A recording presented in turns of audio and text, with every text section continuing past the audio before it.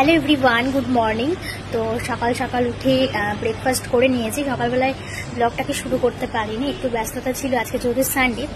আর সকালে ব্রেকফাস্টে বানিয়েছিলাম পোহা, তো সেগুলো খাওয়া হয়ে গেছে। আর খেয়ে দিয়ে রান্নাও কমপ্লিট হয়ে গেছে। আমার হাজবেন্ডই আজকে রান্নাটা করেছে। তো কি মেনু হয়েছে সানডে স্পেশাল অবশ্যই তোমাদের দেখাবো। হ্যাঁ, আজকে তোমাদের বাইরের ক্লাইমেটটা একবার দেখাচ্ছি, ভীষণ সুন্দর। কদিন ধরে ক্লাইমেটটা খুব সুন্দর হয়ে আছে, আর তেমন একটা গরম নেই। সব জায়গায় তো ঠান্ডা পড়ে গেছে, এখানে তো ঠান্ডা পড়ে না সেরকম একটা।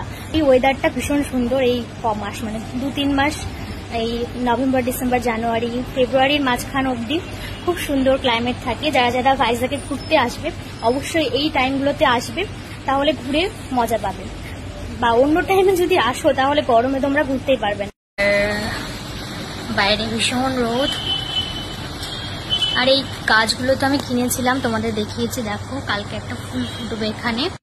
আর রোদটা কিন্তু কদিন ধরে খুব উঠেছে, কিন্তু রোদ উঠলেও সেরকম একটা গরম নেই, বেশ ভালো লাগছে রোদটা। আর এখন আমি স্নান করে নিয়েছি, এখন আমি যাব পুজো করতে।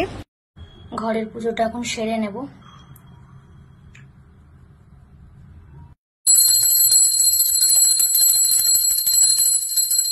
আমার পুজো দেওয়া কমপ্লিট, এখন আমি লাঞ্চ করে নেব। তো চলো আজকে লাঞ্চে কি মেনু হয়েছে তোমাদের সাথে শেয়ার করি।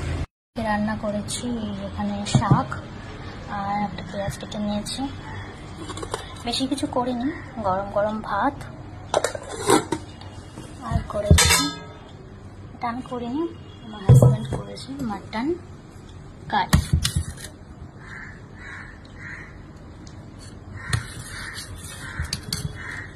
মাটন খেতে কে কে পছন্দ করো অবশ্যই জানিও।